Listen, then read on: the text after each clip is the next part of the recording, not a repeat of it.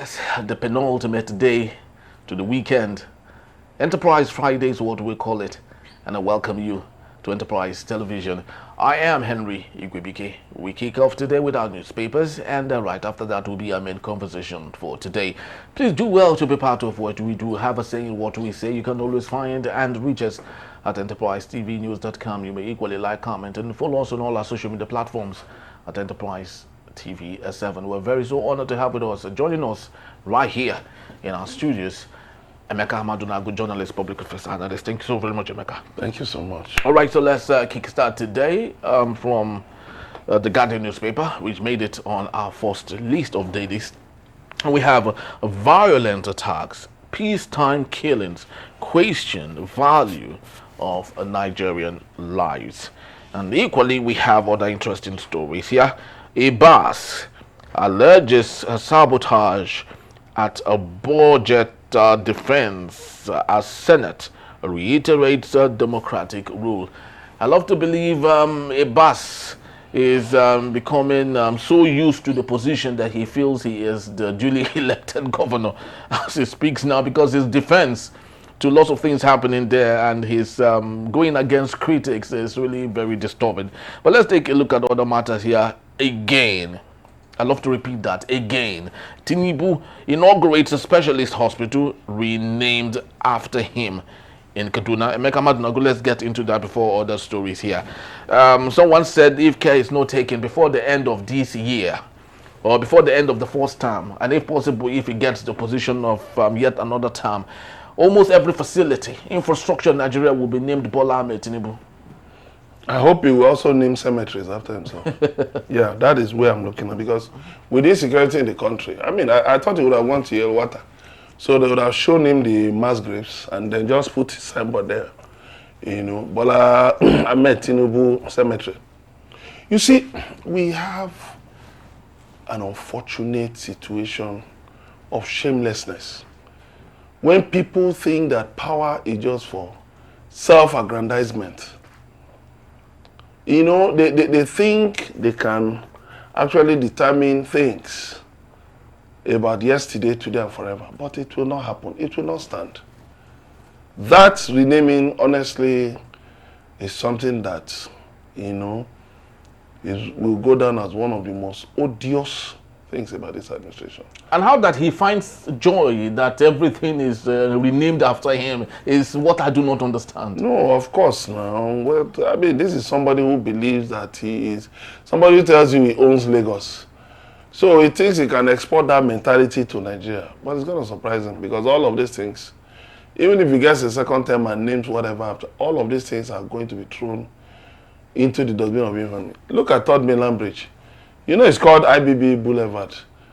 It was named after the man who completed the project, Ibrahim Babangida. But nobody calls it anything IBB. Nobody. Go around many cities. Places that were named after after the colonialists have been renamed. Why would you want to name a place after yourself? To achieve what? Name not even a place maybe you bought or so. A government edifice built with the people's money. It shows your sense of values are very low, and it's shameful.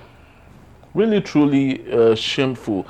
How that he, of course, I would love to believe he has the choice of making it not possible for them to name it after him. Don't you think so? Even if it's a sign of gesture, he has the right to say, no, I don't. No, it is about body language.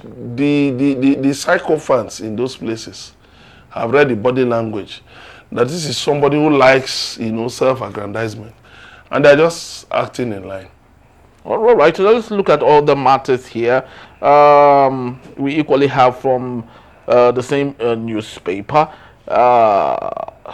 Yes. So, Ibas, because I did talk about it, Ibas is feeling a little bit comfortable with the 6 months he's been given. And I love to believe he would, if possible, want an extension by the way he is going about critics, who are, of course, asking that, reiterating a democratic rule. Ibas is there on an agenda. And that is for, you know, to help Tinubu to achieve his selfish political ambition in Rivers State. It then done by Nyesom Wike.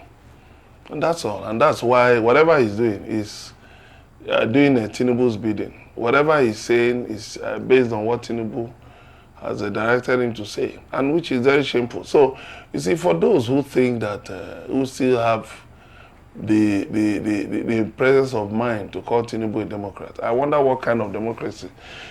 You see people who even defend it. And I tell them, I say, look, one of the things we need to correct in Nigeria is the standard of education. The standard of education is so low in Nigeria. So low. Even people you think went to high quality schools, sorry. The level of education, even right from their homes, is poor. For many Nigerians, it's poor. Their appreciation of issues in the public space, in the global space, is so low. Do you think it's the education or the personality in the education? It is the education right from the home. There are parents who right from their homes, they teach their children bigotry. They teach them, don't like these people. They teach them, these people are like this, these people are this, these people are this, these people are this. And they poison the minds of their children right from when, they are toddlers. And so, when you now bring such people into public office, what do you see?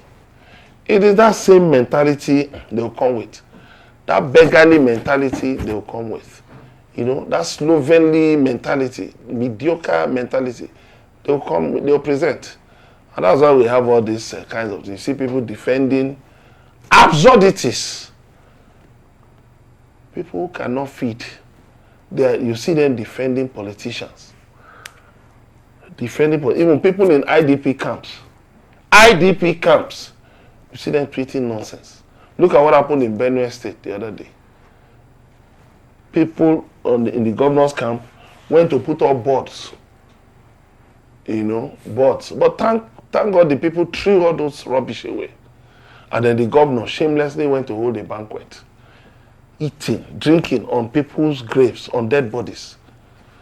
But happily, all of this is going to be part of our odious past when the time comes. When the time comes, of course, and that brings us to the story yet again on Benue. Attention in Benue as herdsmen graze yet again on farmlands and youths intercept a bus. And I'd love to believe, I do not know why the bus was intercepted, but Emeka, it's beginning to look like these herdsmen and their livestock are becoming more important to the Nigerian state than Nigerians themselves. What is it about these people that makes it look like they are sacred cows?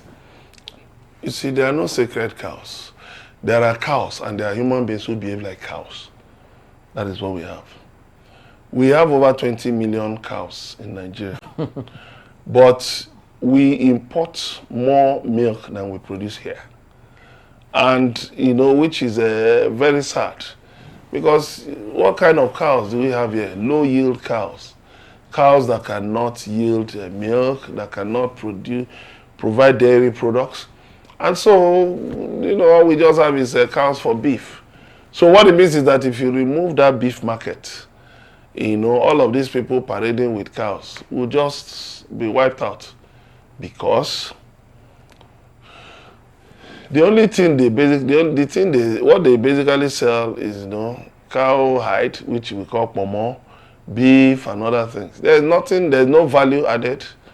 There's nothing added, we import shoes. The products that should be made from cowhide and others, they are not there. We import them. So at the end, what we see is that there is no value from this, from the cattle business in Nigeria. Do they pay taxes? What taxes do they pay? They go about,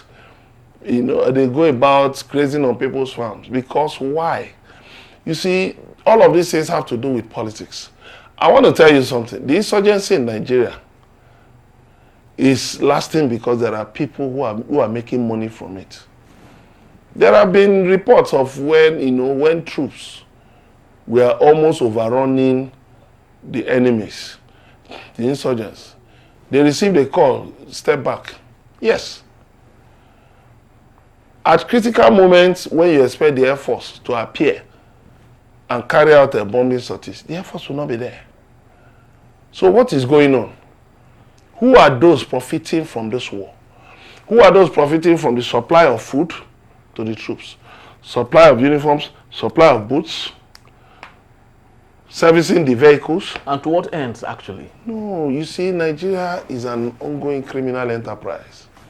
You know, people make money by gaming the system. People make money by creating conflict. There are conflict merchants in Nigeria, within and outside Nigeria. There are external agents, there are external organizations, foreign governments that fund narratives to shape conflict reporting in Nigeria, conflict merchandising in Nigeria.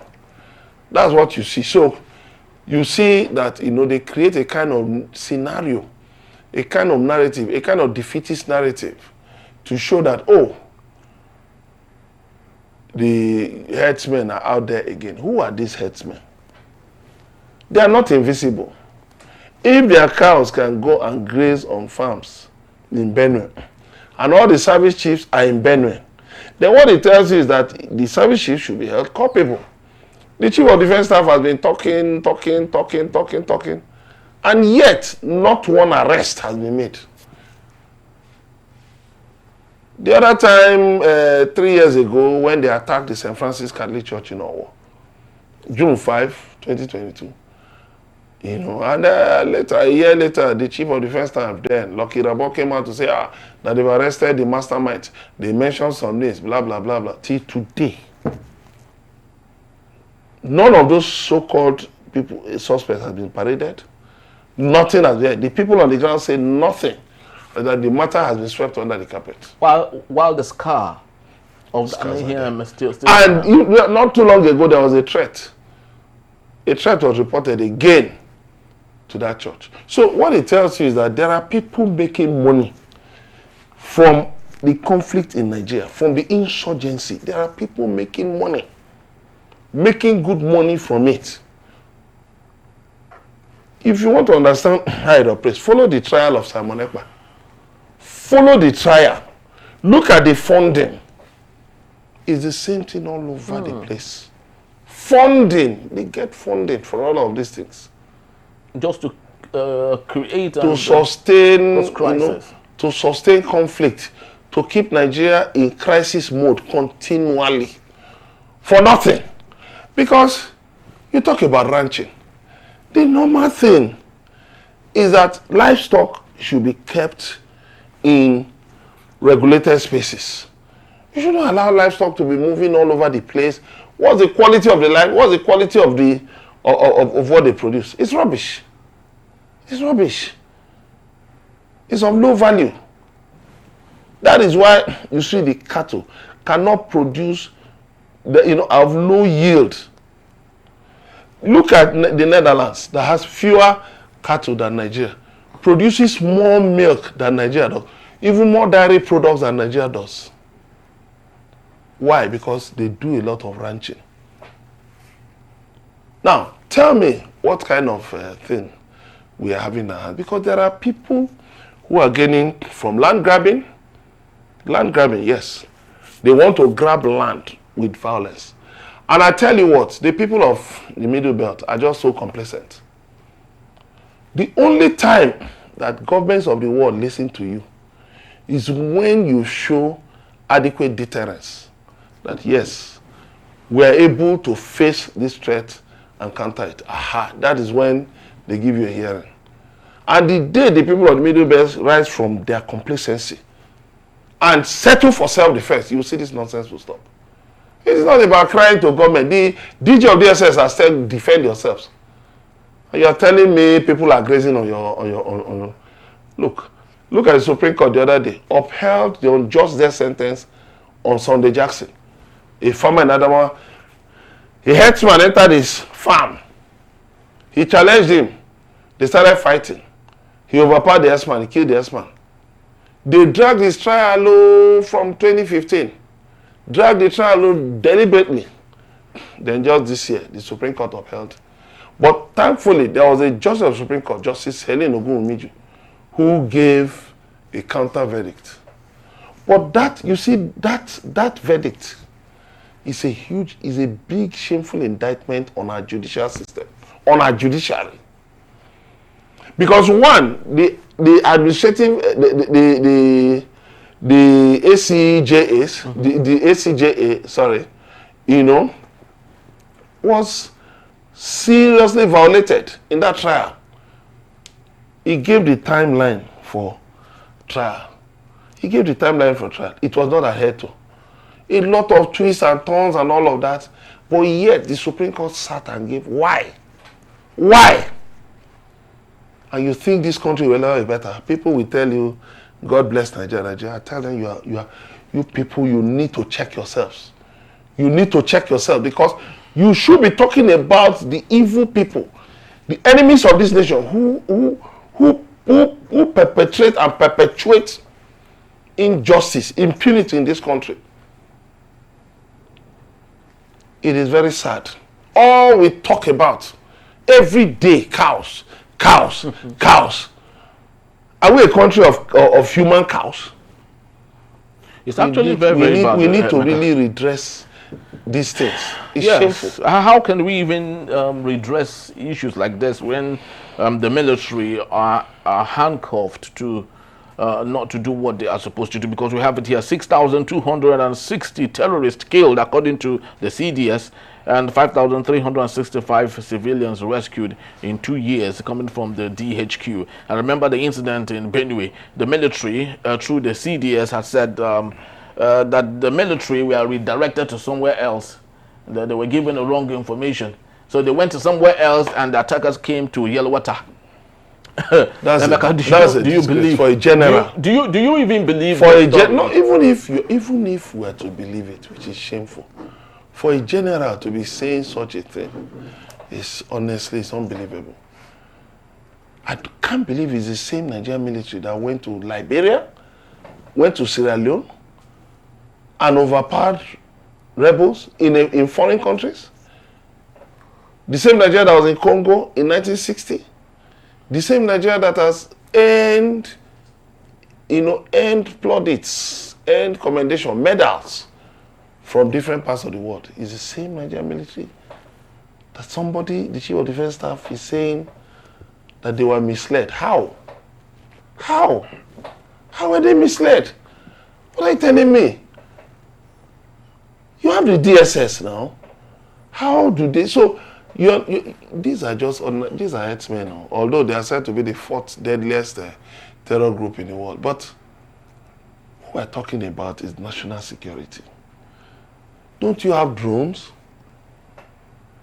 Can't you get feed from satellite feed? Aren't there informants on ground? We're in the 21st century, for crying out aloud. You talked about the herdsmen being the fourth. Have they? It was declared. Yes, it was. Yes. Global research. Yes, there has been global research that declared them as the fourth deadliest terror group in the world. So when we look at all of these things, we are not ready. Those in authority are not ready to end this insurgency. But I don't think, have they been proscribed in Nigeria yet? They've not, isn't it? No. The association, some of the associations, they are like the Mietiala, Cattle Breeders Association of Nigeria. They'll come out and tell you that they've never asked any headsman to go and kill anybody or invade anybody's farm. So you just see twists and turns.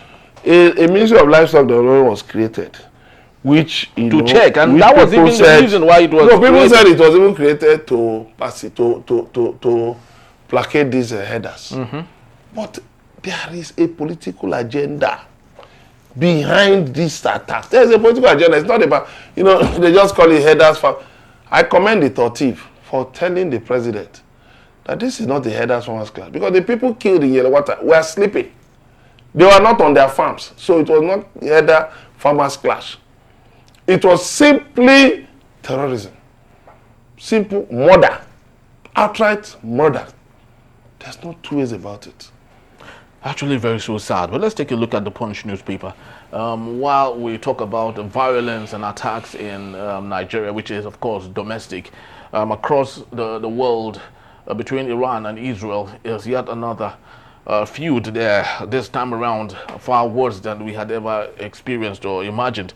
Emeka, let's talk about that for a bit. Israel threatened Khamenei after Iranian missile wounds about 240 people. We did talk about sometimes a nation or a community need to take up arms in order for the world to listen. So do you think Iran is doing enough of that, or should we blame Iran in the first place for creating pockets of mercenaries that for years have been disturbing Israel? So therefore, the chicken has come home to roost. No, Israel and Iran were actually friends in the past. Certain events, have actually brought Israel and Iran together on the same side. But it's sad that we got to a point where the leadership of Iran made it a national agenda that Israel must be wiped out. And it's also sad now that Israel is talking of wiping out Iran, the leadership of Iran. I read somewhere that Ali Khamenei, the supreme leader, Ayatollah Ali Khamenei, has said that he's old, that killing him will not change anything. That the people you should bother about are the youths of Iran. Not him, that who is he? He's just an old man.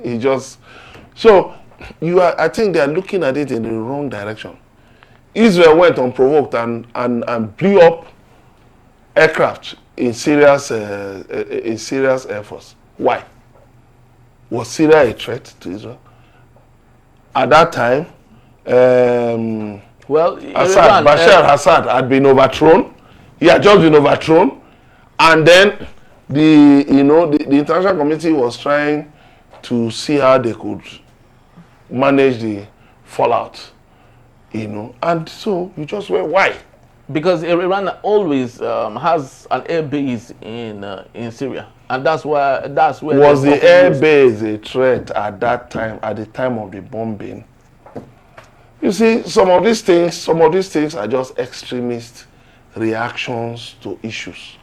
Now, Israel has been carrying out a murderous campaign in Gaza, which the whole world has condemned. The whole world has seen it. Mm-hmm.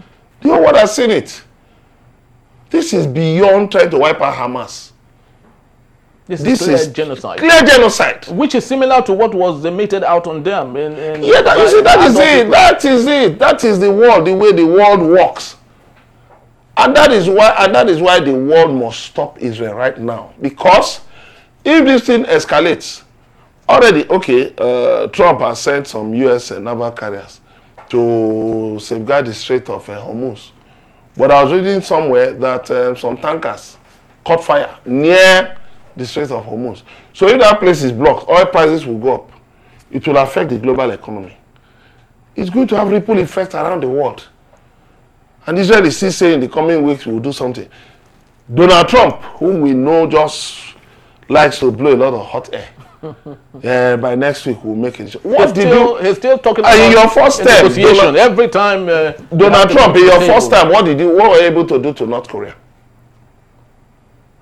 It doesn't North Korea have a bomb? The only thing you could do was just to fly from B-2 bombers, over North Korea, and that was all. You couldn't stop him. And the man went on and did what he wanted to do. The end of the matter is that we must embrace global peace. War does not pay anybody. I learned that among the places destroyed in Israel is a research center blown to the ground, and decades of research been lost. I mean, look at that. Intellectual property. Something that would have been, it's very avoidable. And I also learned that a lot of, there are some cities that the Israelis have been sent to IDP camps, internally displaced persons camps, because Iranian missiles leveled homes, leveled different places. And then now Israel made it a criminal offense to report, but you are bombing, Gaza. But you are bombing Gaza. But you are bombing Iran. The hypocrisy of Benjamin Netanyahu stinks. Benjamin Netanyahu, I love to believe, BB like he's fondly called, will go down in history as one of the world's worst leader. The man just believes in fight, just because of America's backing. No? Just because of America's backing. But you see, using the justification that Iran has done this, I believe you should. There was an ongoing negotiation. The International Atomic Energy Agency has said it has not found evidence that Iran has developed a nuclear weapon. Now, you went attacking Iranian nuclear sites and Iranian energy facilities. But yours is intact. What kind of hypocrisy is that? My neighbor can't have what I have. That cannot work. The issue of Iran, saying that he wants Israel wiped out. Of course, the whole world has condemned Iran. But it's still a threat that is likely. Well, so Israel needs to defend itself. Yes, Israel needs to defend itself. Go after those who are, behind all these things. Not innocent civilians. Not bombing cities. Not bombing hospitals. That is where, not bombing schools. That is where the problem is. So, you not see Iran blowing missiles everywhere. Who suffers from this? What I believe is this. Negotiations were going on. Donald Trump now issued a dog whistle that if after 60 days nothing is done, then and that means you are giving Israel the green light to go and bomb, and then you now came back to say no, you know nothing about it. Donald Trump, the whole world was finding a way to check his excesses, because he when he was coming in that, we are not that I'm going to try and stop wars. Yes, has he stopped any? Rather, he has created even his MAGA movement is rising against him, because they are looking at what is going on. What's going on?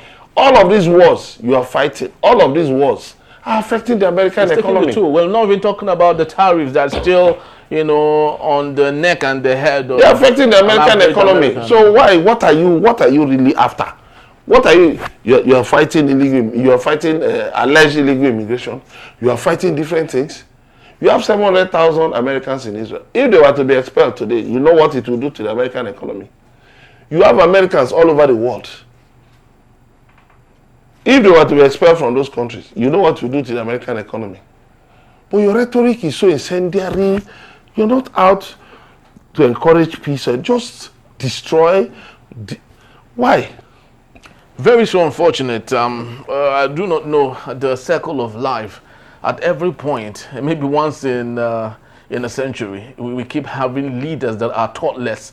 Leaders that are more fixated on violence, on war, on self-gratification, on nothing actually. A very sad reality that we find ourselves. We used to have that in the 40s, the early 90s and all. But of course, let's see how that goes, and I hope that the world will know peace yet again. That's all we have for this particular segment. Emeka will be here to take us on our main conversation when we return. Nnamdi Kanu files a no case submission. That in the beta still Enterprise Friday. Please don't go anywhere.